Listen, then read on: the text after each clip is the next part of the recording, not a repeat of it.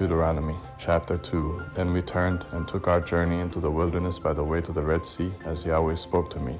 And we encircled Mount Seir many days. Yahweh spoke to me, saying, You have encircled this mountain long enough. Turn northward. Command the people, saying, You are to pass through the border of your brothers, the children of Esau, who dwell in Seir, and they will be afraid of you. Therefore be careful. Don't contend with them, for I will not give you any of their land, no, not so much as for the sole of the foot to tread on.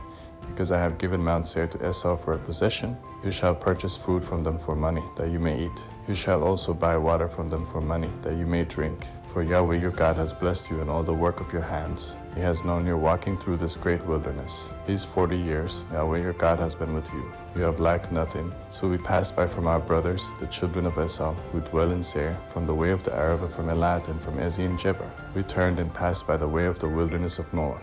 Yahweh said to me, Don't bother Moab, neither contend with them in battle, for I will not give you any of his land for a possession, because I have given Ar to the children of Lot for a possession. The Ammon lived there before, a great and numerous people, and tall as the Anakim. These also are considered to be Rephaim, as the Anakim, but the Moabites called them Ammon.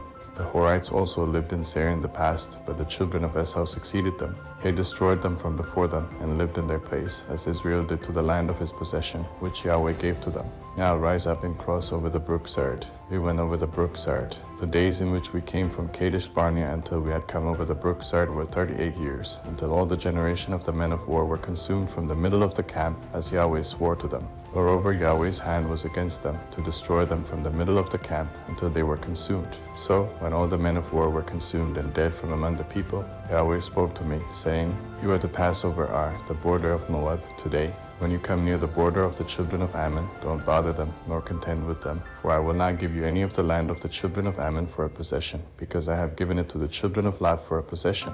That also is considered a land of Rephaim. Rephaim lived there in the past, but the Ammonites called them Samsamin, a great people, many and tall as the Anakim, but Yahweh destroyed them from before Israel, and they succeeded them, and lived in their place, as he did for the children of Esau who dwell in Seir, when he destroyed the Horites from before them, and they succeeded them, and lived in their place even to this day.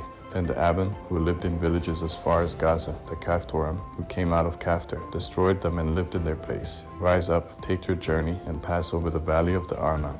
Behold, I have given into your hand Sihon the Amorite, king of Heshbon, and his land. Begin to possess it, and contend with him in battle. Today I will begin to put the dread of you and the fear of you on the peoples who are under the whole sky, who shall hear the report of you, and shall tremble and be in anguish because of you. I sent messengers out of the wilderness of Kedemoth to Sihon king of Heshbon with words of peace, saying, Let me pass through your land. I will go along by the highway. I will turn neither to the right hand nor to the left. You shall sell me food for money, that I may eat, and give me water for money, that I may drink.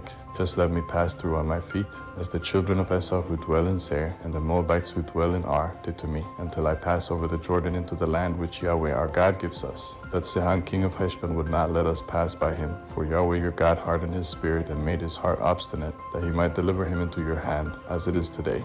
Yahweh said to me, Behold, I have begun to deliver up Sihon and his land before you. Begin to possess, that you may inherit his land. Then Sihon came out against us, he and all his people, to battle at Jahaz. Yahweh our God delivered him up before us, and we struck him, his sons, and all his people. We took all his cities at that time, and utterly destroyed every inhabited city, with the women and the little ones. We left no one remaining. Only the livestock we took for plunder for ourselves, with the plunder of the cities which we had taken, from Aroer, which is on the edge of the valley of the Arnon, and the city that is in the valley, even to Gilead.